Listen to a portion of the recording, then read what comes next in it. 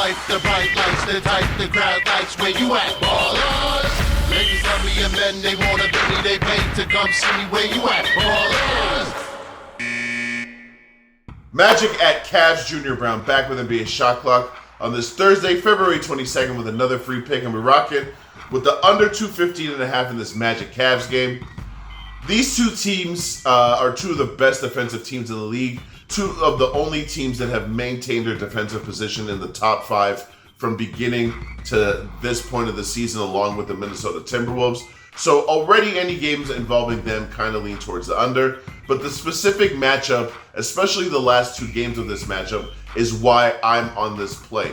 Now, the first time these two teams played all the way back in November, the total was like 232, which is an anomaly for them. If you look at the last two games, the last one being on January 22nd, and the one before that, I think about a week or two before, those are two of the slowest paced games that you'll see all season. Just to give you guys context, the average NBA game has a total of 178 shots a game.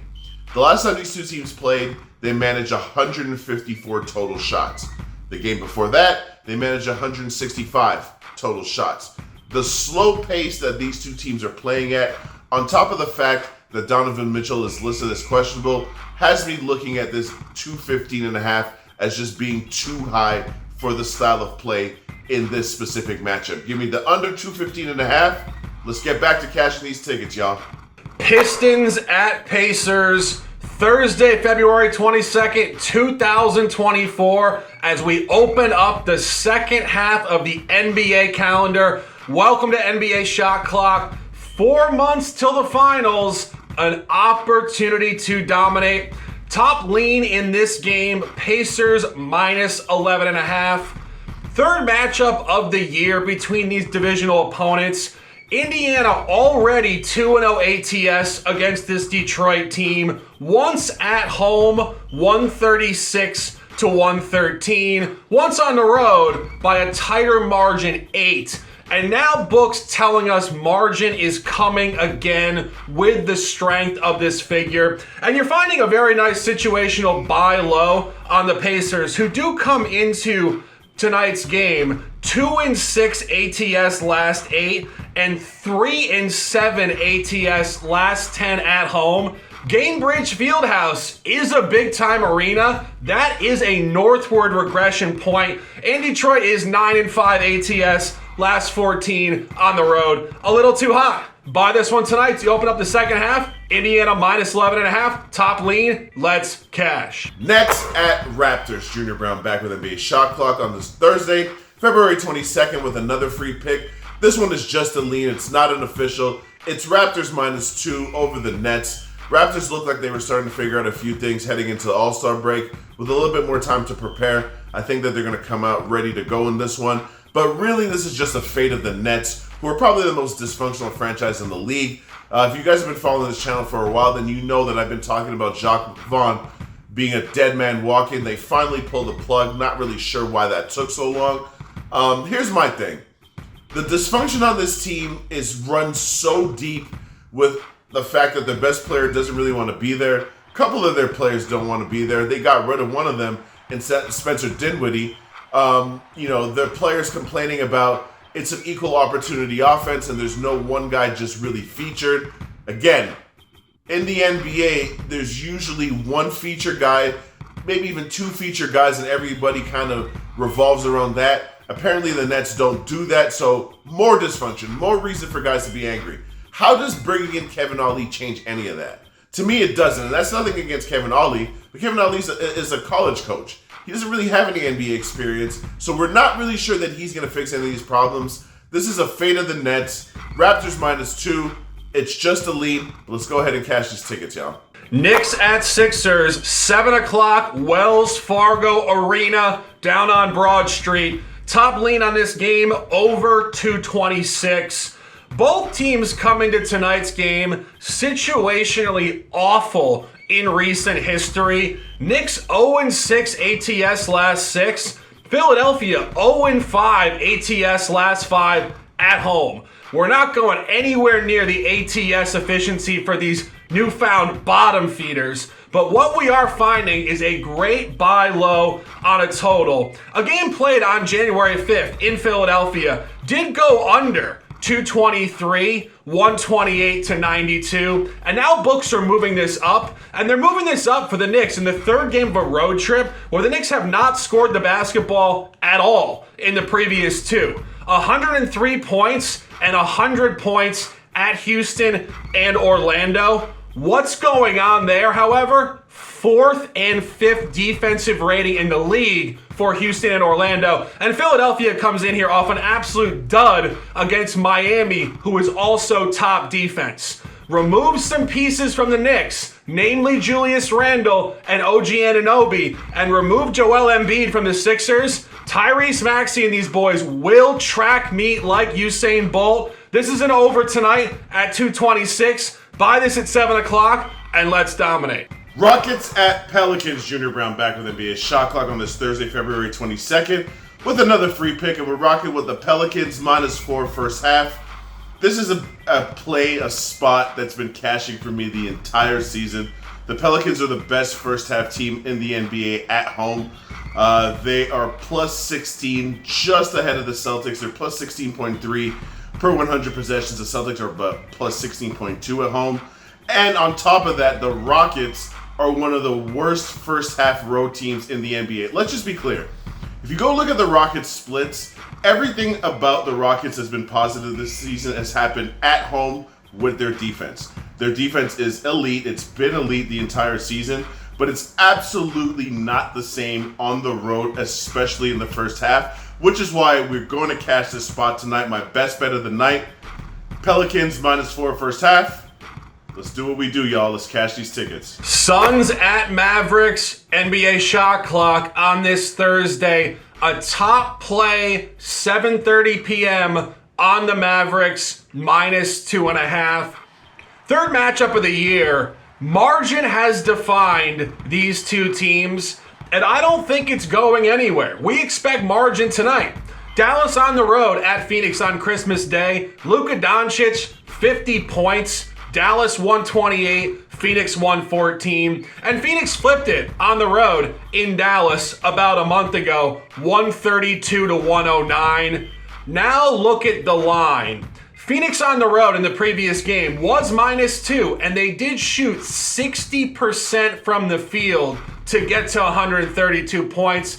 And now books flip this to Dallas -2, indicating revenge is coming, indicating this is a huge spot for the Mavericks to open the second half. This is a standalone national home game, and the Mavericks are off until Sunday against Indiana. They will be locked in, and Phoenix is on a front-end road back-to-back where they are 0-2 ATS on the front end of that sequence this season with double-digit losses at Philadelphia and at Orlando. Expect Luka to go off early and often, potentially a big first quarter for the Mavericks as well. Dallas -2.5, an official play. NBA Shot Clock, let's cash this ticket. Wizards at Nuggets. Junior Browne back with NBA Shot Clock on this Thursday, February 22nd, with another free pick, and we're rocking with the Nuggets -9 in the first half. I'm just going to be transparent. This is completely a spot play because I think that these type of spreads like -9 in the first half, they're kind of insane. The capper inside of me is telling me that +9 Washington is the sharp play. However, it's a spot play in the sense that if you've been watching the Nuggets in the last couple of weeks, they don't look right. They've looked sluggish. I don't think it's a reason to panic because if you've just looked at this team over the last couple of seasons, every year they have a stretch like this. There is no year under Mike Malone with this core with Joker and Murray where he hasn't had to call them out. Now, I think the only reason he hasn't done the usual Mike Malone calling his team soft thing this season is because they're the defending champs. You're really going to call the defending champs soft? He's kind of had to get rid of that shtick. I do think, though, that with a week off, with extra time to prepare, this team's going to come out fresh. They're going to come out extra prepared. They're +12 per 100 possessions in the first half. The Wizards are not even that terrible in this spot. On the road, they're like -2.2 per 100. I just think that they're going to run into a bulldozer, a downhill Mack truck in the Denver Nuggets in the first half, coming back and getting ready for this playoff stretch run to defend their title. Give me the Nuggets in this spot at -9. Let's cash this ticket, yo. Celtics at Bulls, 8 o'clock, United Center. An official, the buy hat is engaged. Chicago Bulls +8, 1 unit. Boston comes off the All-Star break, 8-1 straight up last 9. However, 3-6 ATS, cratering downward to a potential outright loss. This is the 5th time this season that Boston is on a winning streak of 5 games or better straight up, and they have done no better than 6. This seems to be their capping point, and this is a significant trap spot to open the second half. After playing Chicago, Boston plays at New York, ABC National on Saturday night, before a cluster of national games against Philadelphia, Dallas, Golden State, Denver, and Phoenix. This is the ultimate trap look ahead. And you're catching Chicago, who is ultimately solid without Zach LaVine. Speaking of Zach LaVine, he was in the lineup in an in-season tournament blowout by Boston in Boston on November 28th. LaVine went 1 for 9 from the field and truly ruined the flow for the Bulls. The Bulls have reversed that since, and the line is indicating shortness and a Bulls cover. On that given night, Boston was -12.5 at home. This opened short at -7. This is going to be a tight game, and to make it even better, Chicago was 2-0 straight up and ATS at the United Center last year against a very similar Boston roster. What do you think Chicago could steal this one tonight? An official play? Buy it, live it, love it, and dominate it. Chicago +8. Let's go. Lakers at Warriors. Junior Browne back with NBA Shot Clock on this Thursday, February 22nd with another free pick. We're rocking with the Lakers +6.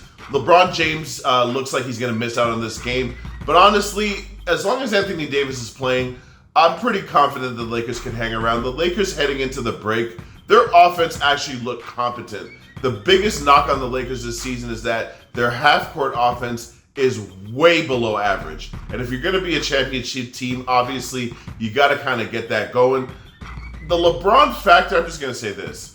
Go back and watch the game where they beat the Celtics in Boston without LeBron. I feel like a lot of these guys play a lot looser without, LeBron's presence. With these weird, you guys saw what he was doing leading into the All-Star break with the hourglass emoji. There's just like a level of pressure surrounding LeBron and being his teammate. Obviously, they're better with LeBron. No one is going to dispute that. But I just think that the younger guys who have had some rest are going to come out fresh. And as long as AD is there, who is the best player on the team, he's an offensive force and a defensive force. Remember, the Warriors are starting Draymond Green at the 5. I just like the Lakers' chances of keeping this game close. Give me the Lakers +6. Let's go ahead and cash this ticket, y'all. Clippers Thunder, 8 o'clock. Paycom Center, NBA Shot Clock. An official on the Thunder, -2. Go back to 2019. A very young SGA was traded from the Clippers to the Thunder for Paul George, and SGA has not let up on the Clippers ever since, particularly in Oklahoma City. Go back to last year, where a far worse, far less experienced Thunder team beat the Clippers twice by margin, and backed it up this year on December 21st with a 19-point victory, 134-115. Psychologically, it seems like the Clippers can't compete with what the Thunder bring, particularly in the middle of the country, in frankly not a big market where they don't get up to play. The Clippers did get up to play the last time these teams played in Crypto.com on January 16th and did win the game by 11 points. Margin seems to define what these teams do in their home gym, and we expect margin again tonight. The line indicates it. by Oklahoma City at -2, and let's cash this ticket. Spurs at Kings. Junior Brown back with NBA Shot Clock on this Thursday, February 22nd with another free pick. This one is just a lean. It's not an official. It's Spurs +9. The number opened up at 11.5, and it's gone down to 9 because Domantas Sabonis has been ruled out. And it's why I'm leaning Spurs. I just need to do a little bit more digging because even though the Spurs have improved, they were so terrible that their improvement just means that they're just not as bad as they were before, but they certainly aren't good. And I'm not sure 9 is enough against a Sacramento team at home. The reason I do lean Spurs, though, Domantas Sabonis is the fulcrum of the Sacramento offense. Obviously, De'Aaron Fox is the point guard of the team, but just like Houston's offense runs through Şengün, Sacramento's offense runs through Domantas. They run a high post Princeton offense where he's basically getting the ball, doing a series of dribble handoffs, which is why his assist numbers are so high, or he's setting high screen and rolls. You take him out of that action, and their offense is just simply not going to be the same. Remember, I've mentioned this several times. This is not last year's Kings, who were the most efficient offense in the league. This year's Kings are closer to average. They're middle of the pack. They've floated around 14, 15, 16 the entire season, and now you're taking out the person that makes their offense click. Give me the Spurs +9 as a lean. Like I said, still want to do a bit more homework, but let's go ahead and cash this ticket, y'all. Hornets at Jazz, 9 o'clock, Salt Lake City. NBA Shot Clock, out of conference basketball. A top lean on the Hornets, +9.5. Charlotte currently sits 13-41 straight up.